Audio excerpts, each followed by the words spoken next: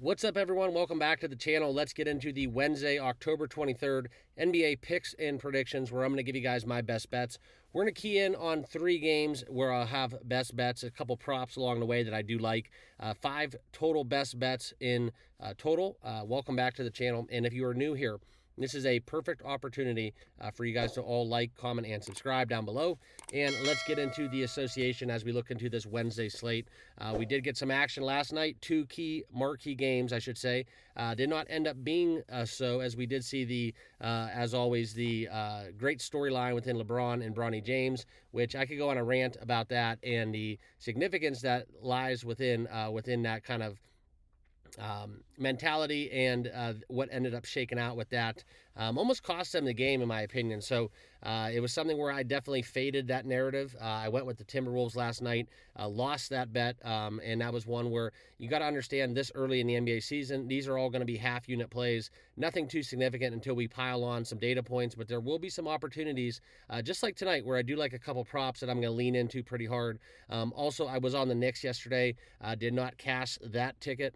The Boston Celtics, by all accounts, almost breaking the NBA regular season all-time, I should say, three-point record made for three-point field goals. So that was a good kind of sight to see if you are a Boston backer. Congratulations. Looks like, by all accounts, Jason Tatum and Jaylen Brown look to avenge kind of some snubs that we did see last season in terms of what happened with that the Olympics when you talk about Jaylen Brown not being on that team, not being invited, and then Jason Tatum obviously taking a back seat. And I think that they let some anger out last night, and that was pretty evident within what Tatum was able to do. Outstanding stat line for all you DFS players. That was the guy to be on in terms of points, rebounds, and assists. And also, we did have a points, rebounds, assists prop that I did take within LeBron James, which that cashed again. One of the best props that I do like to play early on in the NBA season is fading LeBron James, fade some of these veteran guys that maybe have a minutes restriction, maybe they have some kind of more so of postseason aspirations, and they do look to take a kind of a back seat. But the Lakers, they did not need LeBron to show out last night. A very modest stat line. And the Lakers were able to get it done, albeit all the distractions that we had with the banner celebration within the Celtics, as well as the LeBron, Bronny James narrative. But that ended up proving to be a wrong side to be on. So we did go 1 and 2 yesterday on the picks. And let's get into tonight, where I do have, like I said, 5 plays, 2 props, and 3 bets within the sides or the totals that I am going to be sharing with you guys in this video. So let's get into it. Make sure you guys all like, comment, and subscribe down below. Please subscribe to the channel. It's totally free to do so. I hope you guys all consider subscribing and turn on that notification bell. Also, we do have a great Discord that is totally free. Link down below for that, as well as my page on X that I am building. So make sure you guys give me a follow on X if you want to know kind of what's going on in breaking news era, as well as some graphics I do post from time to time.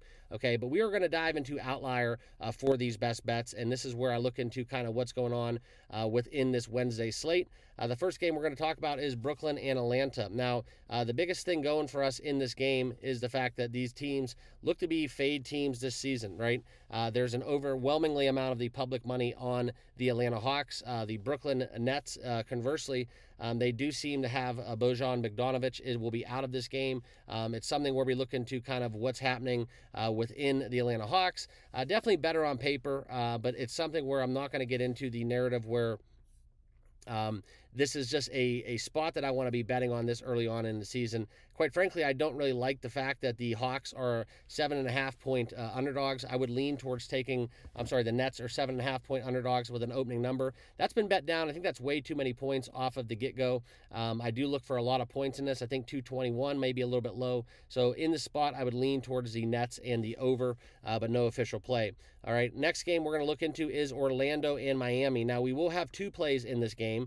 This is the one where we're going to talk about the fact that the Heat play very good defensively. I do think that they are getting up there in age. The Magic, conversely, they do play great defense as well. And I think this is going to be a storyline where we do see the likes of, the outstanding Paulo Banchero from Duke, really coming into his own this season after having some postseason experience under his belt. Against the Cavaliers, that was a game that went into Game 7, but I do like the Magic to kind of have a very good season. Plus 114 on the money line because they are road underdogs. 2 is the number if you want to look into the spread. Total set, we're right where I'd have it, around that sub 210 mark at a 207.5. For me, guys, it's going to be a play on the Orlando Magic money line. We get some plus money, so plus 114 will be my best bet in this contest. Also, we're going to dive into the prop market where we do look at Yami Yaquez Jr., okay? And you can see all these green bars, and this is the best thing about Outlier. And I know it's compiling a lot of data from the 2023, 2024 campaign, but this is where we look into this number. It's just way too low, okay? On average, he's averaging 20.8 in terms of points, rebounds, and assists. And right now, we can find that at a 11.5 number. That's something where I'm going to look into this as being my best bet possible because right now, with the likes of Caleb Martin leaving and Josh Richardson being out of this contest, he's going to get a lot of minutes. And to get 11.5, we need him to hit 12. He might get that in points alone. But now that we get the points, rebounds, and assists, probably my best bet on the entire card. This number is set way too low. I know he has a tough defensive matchup, and it looks to be one of his assignments that he's going to be included into the mix a lot in this game. In terms of both ends of the court, but I think 11.5 is far too modest, so we're going to be going over that, and you can see based on the data in the last 10 games that he has skied over that mark, except for the Boston game where he had 2 of those games in that series where he only had 17 and 13. However, both of those did end up cashing. So look for him to continue his run. This is at 80% in his last 10 games where he is hitting the over 11.5 points, rebounds, and assists. So that is my best bet of the entire card, which I'll be on for this evening's contest. Okay. Next, let's get into the next game we want to talk about, and this will be the Indiana Pacers and the Detroit Pistons. We're going to go up a little bit on the board. Pacers come in minus 200. We can look at this at a 4.5 point number. They're laying on the road. The total set 234.5. Now, in this, we do look at Cade Cunningham, outstanding young player, and the Pacers, by all accounts, are taking a lot of future money right there with the Cavaliers as being one of the best futures plays in the Eastern Conference, as well as just some value for the overall if you do want to hedge off that position. But in this matchup, I am going to lean towards the Pacers. I do like the Pacers here on the money line quite a bit. However, we are going to look into the over market where we could see 80% of the money and 80% of the bets on the over 234 that it did open at, and that number has risen to 235, which I will be taking 235 over with the Pacers-Pistons. Not really anything to go off of other than the Pistons continuing their offensive surgence, and we do get a poor showing defensively from the Pistons. I think that a year under Pascal Siakam healthy, I think that's going to be great and do wonders for the Pacers. What they have going on with Halliburton too in this opening round, I do think that we get a lot of offense in this matchup. So I'm going to go over. We're going to take a stab at that, and we do look for the Pacers to go over their team total, as well as the Pistons to score a lot offensively as well. So I think that this number does get into the 240s, so we are going to take the over. I will play this up to 235. If you get it any higher, I will not chase it because, like I said, it could end just right close to 240 or above. All right. And next, we are going to talk about the Cavaliers and Toronto Raptors. One kind of prop that I do like in this game is we could look into the likes of Evan Mobley as well as what we see within Donovan Mitchell. This is a great matchup for Mobley against the Raptors. And also Donovan Mitchell, he's cooped up, he's signed, he's ready to roll. And I think that he gets into the 30s. We do see the likes of the Cavaliers on the road, how those numbers kind of differentiate. But this is a game where I expect a lot of scoring. The odds makers had this set a little bit too low on both the side and the total. 4.5 has climbed all the way up to 6.5 in the market, as well as we do see the total rise from 219.5 up to 224.5. So lending towards the conversation that we are going to get points. Okay, so if I was going to bet this game, I would lean towards the side of the Cavaliers on the road. That's a big number to lay on the road, but I do think that with the likes of Cleveland traveling to Toronto, I just think that this is something where they're going to be able to control this game, and I do think Mitchell and Mobley have big nights in terms of the statistical categories. Okay, one other player that I do like in terms of props is Jacob Poeltl. Okay, so that is something within that center for the Toronto Raptors. I like him pretty much with everything. Okay, points, rebounds, points and rebound combo. I do like that to be a very statistical kind of avenue that I would explore. I think he's going to do well, and he's going to get a lot of run against a Cavaliers team that does not have a true center, in my opinion. So I do look for Podol to have a big night as well. Okay. Also, one of the props that we did play a lot last year was the Scotty Barnes assist market, and I do think that this is something where, in terms of points and assists, points, rebounds, and assists, I do think that we could see Scotty Barnes have a big night, where I do think that total at 5.5 assists is just a touch too low for this season opener. Okay.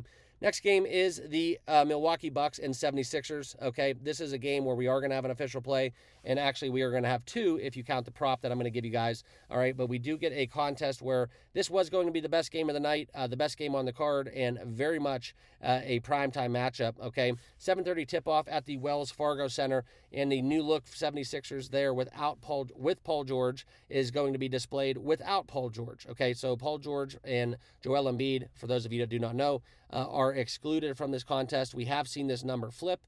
Milwaukee came in as a 2.5-point dog. Now they are laying 3.5 on the road. I like the Bucks here. Okay, I like the Bucks, and right now you can find the Bucks on the money line minus 145. That's where we're going to be taking them in this spot. It is kind of a weird kind of number because we have seen a lot of value lost. There's probably going to be a lot of people still on the 76ers because if you look at some of the numbers without Embiid last year, Maxey was able to deliver, and that's exactly what we're going to look to as well because I do like Tyrese Maxey in the spot to go over his point total. You can look at his points in his last 10 games.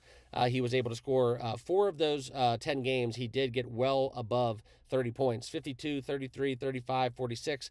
I know there was a little bit of playoff steam involved in that, but the big thing here, and if you do look back and you look at StatMuse or any kind of data analytics platform and you want to find more out about Maxey, just do a quick AI search. How many points does Maxey score an average without the likes of Joel Embiid? Well, that number comes back at around 28 points, but on the season, he is averaging a 30.4 points per game in his last 10 games. If you look into 2023 as a whole, he averaged 26.16 points and a median scoring of 26 number.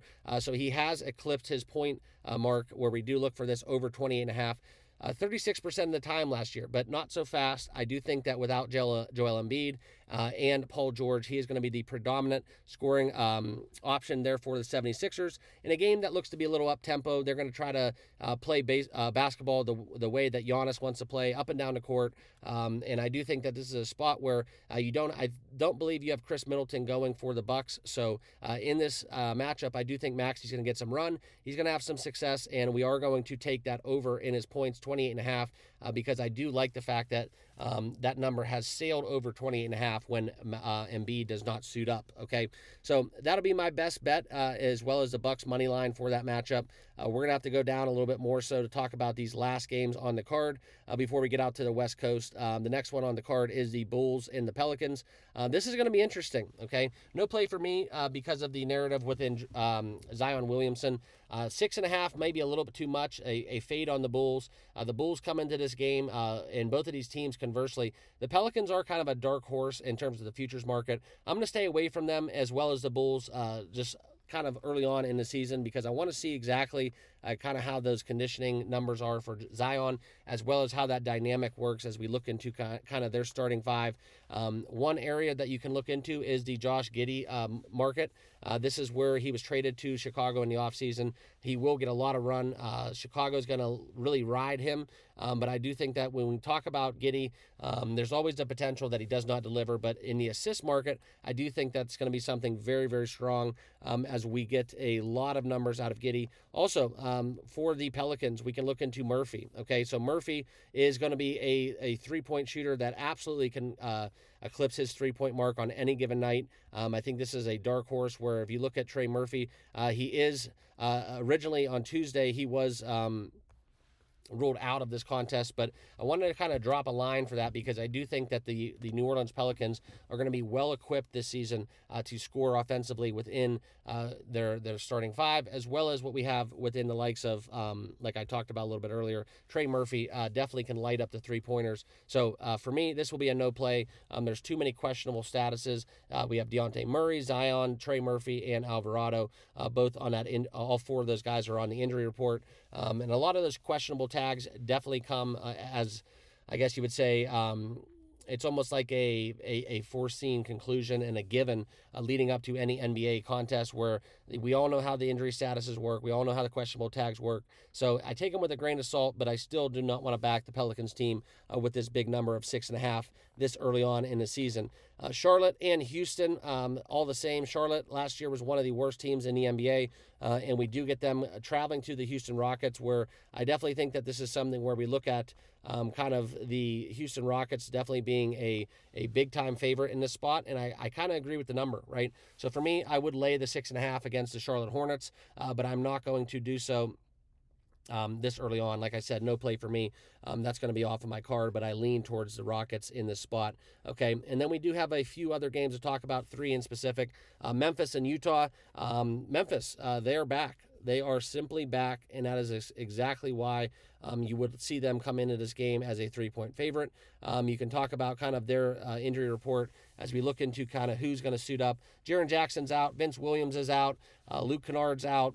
We do get Cam Spencer and Gregory Jackson out as well. So Utah, by all accounts, they will kind of have the upper hand in terms of who suits up for them. They're getting 3 points at home, but for Memphis in this spot, John Morant is back into the equation. So I look for his stat lines to absolutely explode tonight. The total set at 227.5. It has risen to 228.5. I would lend towards the conversation of taking the over in this spot. However, I am not going to get involved. If anything, guys, I want to just see what Memphis looks like, especially because they have so much of a concern on the injuries there. But I would lean towards Memphis and the over in this matchup. Okay, and then the last 2 games, Golden State and Portland. This seemingly is going to be a interesting year for Golden State. Okay, and we all know Steph Curry. He's questionable with a finger. And conversely, for the Trailblazers, Robert Williams remains out, Shaedon Sharpe out, and Thibault is out as well for the Trailblazers. And we see the Trailblazers in this game 5.5-point underdogs. Now, this is something where you do want to look into this questionable status for Curry. Is he going to be on a minutes restriction? Can he shoot? How does he look in warmups? And is this a buy low spot on Curry if we do see a low 3-point total? That's something where you can entertain. I'm going to pull up that number right now for you guys because I'm very curious to actually see where it's at. We are going to look into player props. We're going to go into general and look for 3-pointers down the list. And that's where you can kind of find the Curry numbers because I do think this is something where you see Curry here. I want to pull up this number for you guys. And yes, they don't even have the number listed right now because of the injury status. So this is something for me, guys. Actually, it's right here. Okay, so we can look into it. Over 4.5 3-pointers is at plus 100. You can see the over 3.5 is minus 200.